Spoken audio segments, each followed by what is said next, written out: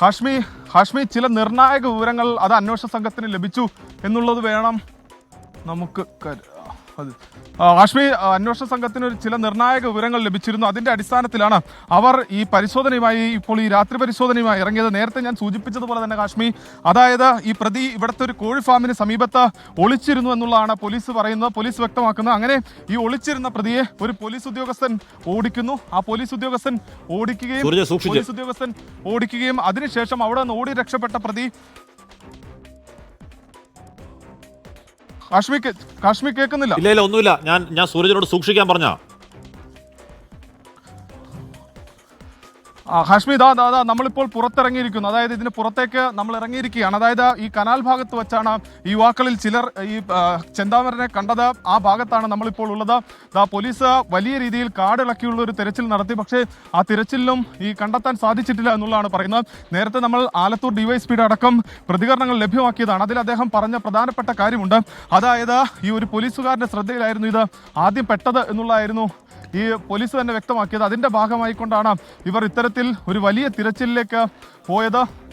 ഇവിടെ ആരായിരുന്നു ഇത് കണ്ടത്? ആദ്യം കണ്ടത് ഇവിടെ നാട്ടുകാരിങ്ങനെ അറിഞ്ഞു വന്നതാണല്ലേ. ഇവിടെ ഉണ്ടായിരുന്ന യുവാക്കൾ ഹാഷ്മി കുറച്ചു പേർ ഇവിടെ ഉണ്ടായിരുന്നു. ആദ്യം നമ്മൾ ഈ കയറിപ്പോകുന്ന സമയത്ത് ഒരു 4 കുട്ടികൾ ഇവിടെ ഉണ്ടായിരുന്നു. അവരുടെ നേതൃത്വത്തിലായിരുന്നു, അവരായിരുന്നു ആദ്യം ഇത് കണ്ടത്. പോലീസ് കൂടുതൽ ഇടങ്ങളിലേക്ക് യാത്ര തിരിക്കുകയാണ്. അതായത് ഞാനിപ്പോൾ നിൽക്കുന്ന ഈ ഭാഗമാണ്, ഇതിന് പുറകുവശമാണ് ഈ മല എന്ന് പറയുന്നത്.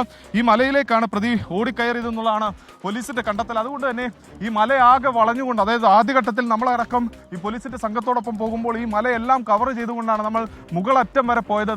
വെളിച്ചം കാണുന്ന ഭാഗത്ത് ഇപ്പോഴും ആളുകൾ ക്യാമ്പ് ചെയ്യുന്നുണ്ട്. അതായത് അവിടെ പോലീസിന്റെ കൂടുതൽ ആളുകൾ അവിടെ കേന്ദ്രീകരിച്ചുകൊണ്ട് തിരച്ചിൽ നടത്തുന്നു, വിവിധ മേഖലകളിൽ തിരച്ചിൽ നടത്തുന്നു. പക്ഷേ ഈ ചെന്താമരൻ എവിടെയാണ് എന്ന് സംബന്ധിച്ച് മാത്രം ഒരു സൂചനയും ഇല്ല എന്നുള്ളതാണ്. അതായത് ഈ കാടിനെ കുറിച്ച് നല്ല ബോധ്യമുള്ള ആളാണ് പ്രതി.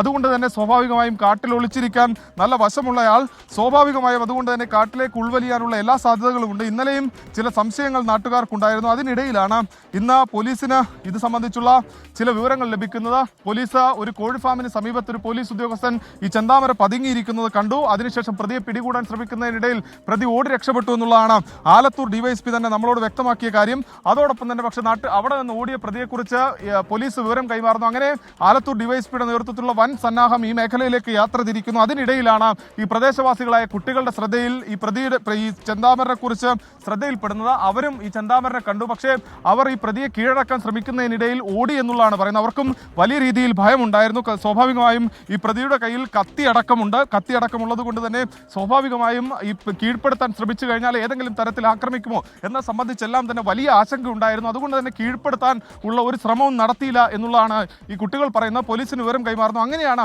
വലിയ ഒരു പോലീസിന്റെ സന്നാഹമടക്കം ഈ മേഖലയിലേക്ക് എത്തുന്നത്. ഈ മേഖലയിലേക്ക് എത്തി ഇപ്പോൾ ഞാൻ നിൽക്കുന്ന ഈ മാട്ടായി മേഖലയാണ്. ഈ മാട്ടായിയിലെ ഈ മലനിരകൾ, അതായത് വലിയൊരു മലയാണ്.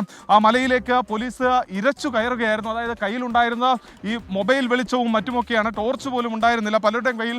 ആ മൊബൈൽ വെളിച്ചത്തിലാണ് ഇവർ ഈ കാടാകെ അരിച്ചു പറക്കിയത്. നമ്മൾ അങ്ങോട്ട് കയറുന്ന സമയത്ത് ഇങ്ങനെ ആയിരുന്നില്ല. നമുക്ക് ഈ ദൃശ്യങ്ങളിൽ ഇവിടെ നിന്ന് നോക്കിയാൽ തൊട്ടപ്പുറത്ത് ഒരാൾ നിന്നാൽ പോലും കാണാൻ കഴിയാത്ത നിലയിലായിരുന്നു ഇവിടെ ആകെ ഉണ്ടായിരുന്നത്. അവിടെയെല്ലാം പോലീസിന്റെ ആളുകൾ കയറി. ഇത് കാരമുള്ളാണ് കാശ്മീർ, കാരമുള്ളൊക്കെയാണ് ഇവിടെ.